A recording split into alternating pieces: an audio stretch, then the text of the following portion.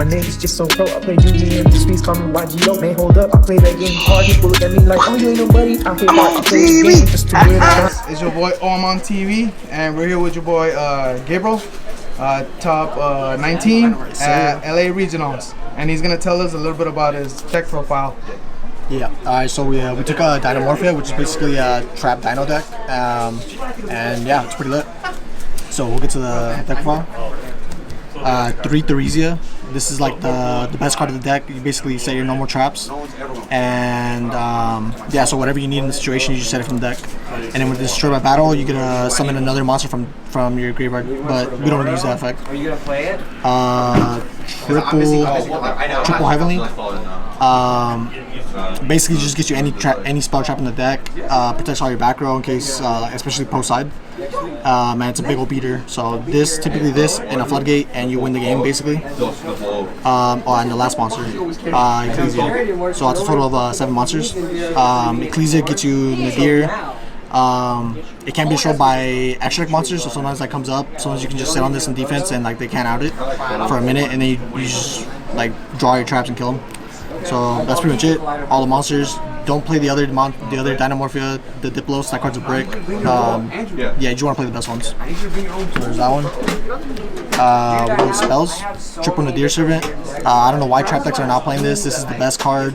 This is one of the best spells in the game. It either gets you a draw with Garura, a pop with Entis, it searches Ecclesia, it gets you Punishment. It's just like it gets you so many cards off one card. It's super good. Triple Prosperity. They gotta be the Starlights. If not, you're gonna freaking draw bricks and crap. They gotta be the Starlights. This card gets you any card in the deck. Pretty much MVP. Honestly, if they Ashes, bro, you're chilling. When they Ashes, bro, I usually win the game because that means they don't have Ash for your trap, and then yeah, the trap just cooks. Triple Duality, gotta be the ultis. This will get you all the good stuff. Basically, same thing as Prosperity. You can't special summon during the turn you activate it, but I mean it doesn't matter because we're summoning on your opponent's turn. So yeah, insane. I'm pretty sure that's all the spells. Oh, last spell, Card of Demise. I don't see any trap decks running this. This is literally the best card in the deck, bro. Draw 3, bro. Set all your traps.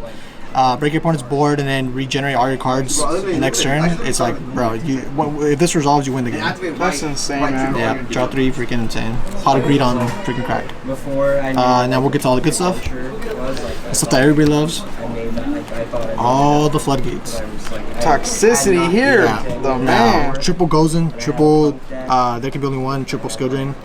I'm not gonna lie, out of all these, bro, the best one at that regional was Takobo, bro. This card, like, literally, you're not on Takobo. Like, every deck I played, bro, they couldn't play. So it just kills every deck. Skill drain was like, I mean, Skill drain's insane, but like it wasn't that crazy either. To be honest, like this card won me most of my games. And then Gozen, yeah, Gozen just hits just about every deck. So yeah, I definitely play these. I'm pretty sure it's all the Floodgates. I mean, we still got the rest of the deck is all traps basically, but these are all the Floodgates. Let's go. It's a good deck so far. Triple Strike. This is a must in this deck. This deck is it's almost like branded where it lives and dies by Ash. Like if they Ash and you don't have a way to stop it, you're kind of cooked. So you need a way to stop the Ash. And then this is the best card going into a board. Like your opponent can set up like all the gates they want as long as you have this and any Floodgate. You win the game. It doesn't matter.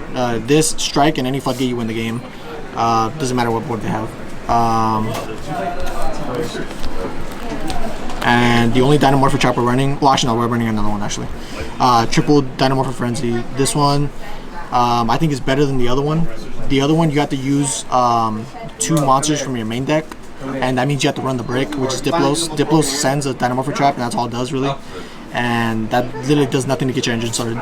So this is the best one because it uses a monster from your main deck and a monster from your extra deck, so that means you don't gotta run any bricks. All you gotta run is just Theresia. This gets you this and this sends this, so like there's no bricks. I'm going first, I can't do anything. This card was MVP. If it resolves, you win the game. No questions asked. Double Punishment.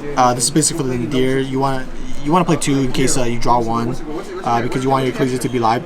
This is the only search target you have for Ecclesia, and yeah, I mean, every trap deck that should be running this. This is just quick effect removal, gets you a draw, it gets you whatever you want basically. Punishment's insane. Trap trick. This card was trash, but I'm not gonna lie. Don't play this. There was a lot of games where because of the restriction, when you activate it, you can only activate one trap for the rest of the turn. So it puts you in awkward situations where like you need to get your engine started, but if you banish your normal trap and you activate it and they ash it and you have like a set strike, you can't even activate the strike. So it puts you in weird situations. I definitely wouldn't play this moving forward, but it did its job some games. Ice Dragon Prisons. I don't know why people aren't running this anymore. Like, dude, this card's insane. Especially when you can't get your engine started. This just gets you any monster from your opponent's graveyard, and basically you just sit on a body sometimes, or sometimes you just kill them with their own monster. Like I use this to block a bunch of attacks, like because the trap you have to pay half your life points for cost. And this card just like says like, you know, I'm just gonna steal one of your monsters and then just sit on it until I get my engine running again. So this card was like crazy for me. And it outs just about anything. It's like non-targeting banish, so it's pretty good. And then the last two cards, the new one, Dinomorphia Intact and Tears of the Underroot. This card is really, really good, but I would only play it at one because the reason it gets you to it. Like you only ever want to get to it when you have the other trap, the main trap, so you can play around Ash wherever it's at. So this plus this is guaranteed fusions, and it's just like, and then this makes it to where you can't die that turn because you just take half life points the whole turn. And then Underroot is basically generic removal. I probably should bump this up to 2. Because it just gets rid of everything. Like, especially against Cash, you just set like their Ash from their graveyard, and then you send away like their Birth or something that they're trying to do. And how many Cash players did you play? Oh man, it was like literally Cash all day. It was probably like 3-4 Cashes, and yeah, I think I cooked them all, to be honest. Let's go. Yeah, I'll let you guys know my matchups after the profile if I remember. So yeah, that's pretty much it for the main deck. We'll do. What do you want to do, side or extra? It doesn't matter. We'll do extra. So triple Rextrum. This is the boss monster of the deck. Honestly, I think you have to run 3. There's times where like I'm going through like multiples of these in a grind duel, and this card's just insane. It basically says if your opponent's life points are if my life points are lower than yours, you can't activate any monster effects as long as they're higher than my attack. So if I'm like 1,000 life points, you can't activate any monsters on the field whose attack is higher than 1,000. So basically, as soon as you get this on board, like it just makes it to where your opponent can't even play, and they can't even attack over it because during the damage step, you can pay half your life points to make all your opponent's monsters equal to your life points. So it makes it to where they can't attack over it, they can't activate anything. So it basically just wins you the game. They have to have like a kaiju or like a Book of Moon or some kind of spell trap to stop them, but like they're not gonna have anything. They need their side deck. So you get this out on the board, you win the game. Whoa, let's not do that one. Double Kentrigina. This one is a 4K beater when Skildring's up, which is insane. Comes up a lot to get rid of anything.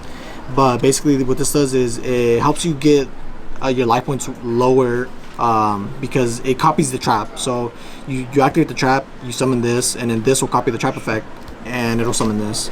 And by the time you resolve that effect, you're left like at 2k life points. So most of the monsters that your opponent controls, they can't even activate because almost everything, especially from the extra deck, is over 2,000. So you're just like this is like a basically walking Skildring, and you just win the game from there. I think 2 is all you need, to be honest. Never really came up needing more. No one ever summons this. I only play this because I dumped this first off the fusion because I don't want to get called by Grave. That's like the only reason why. Like when I activate the fusion, I normally send this and Theresia, and then I'll sometimes summon like a Rextrum.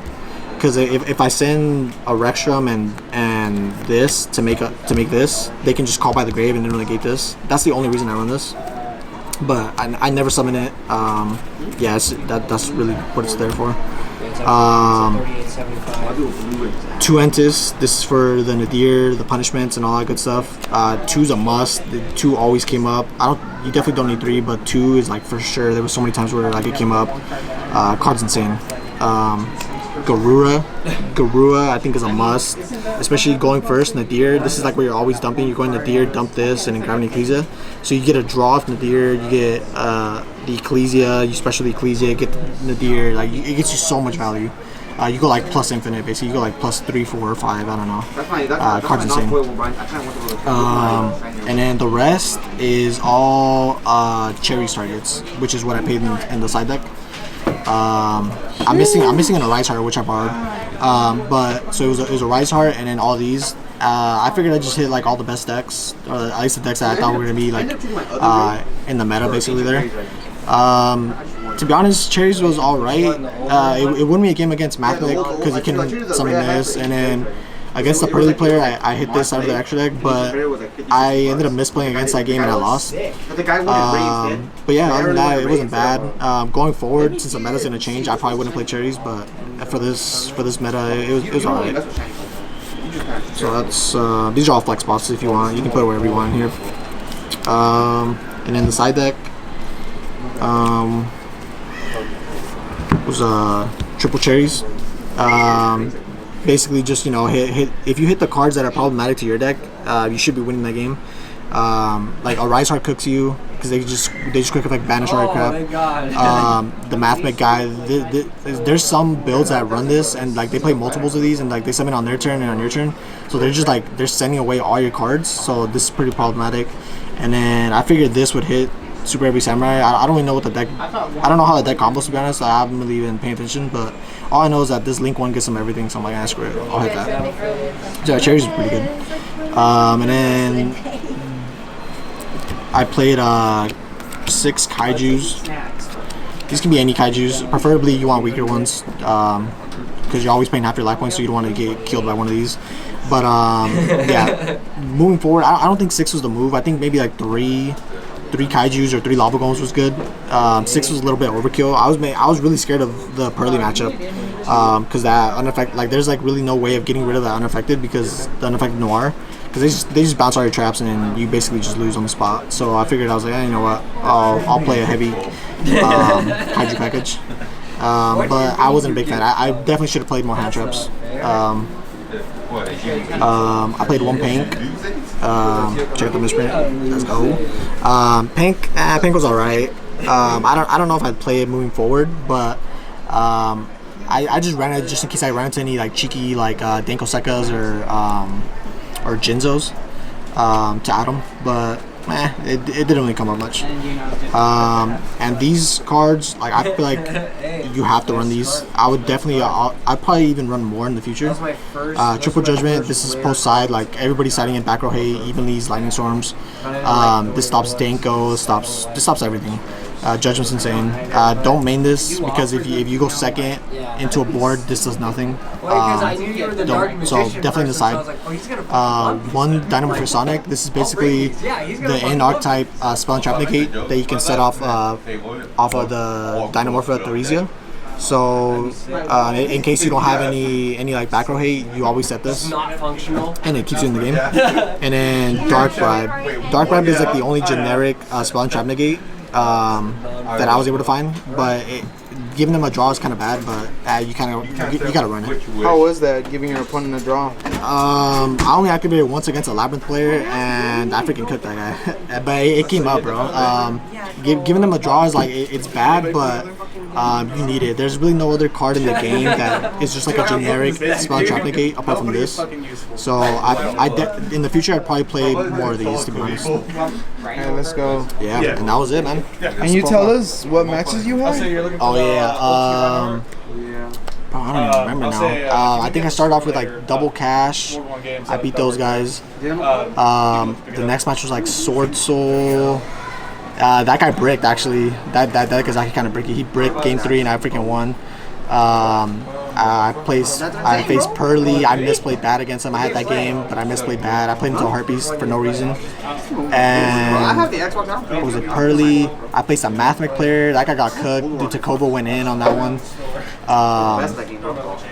There was a Super Heavy Samurai. There was some guy playing Super Heavy Samurai, Gold Pride, Punk. That guy cooked me, bro. That was like my worst matchup. Like he 2-0'd me quick as heck. And then after that, it was like Labyrinth. I beat both of those. Dragon League. I think Dragon League might have been my last one, yeah, and I beat that guy.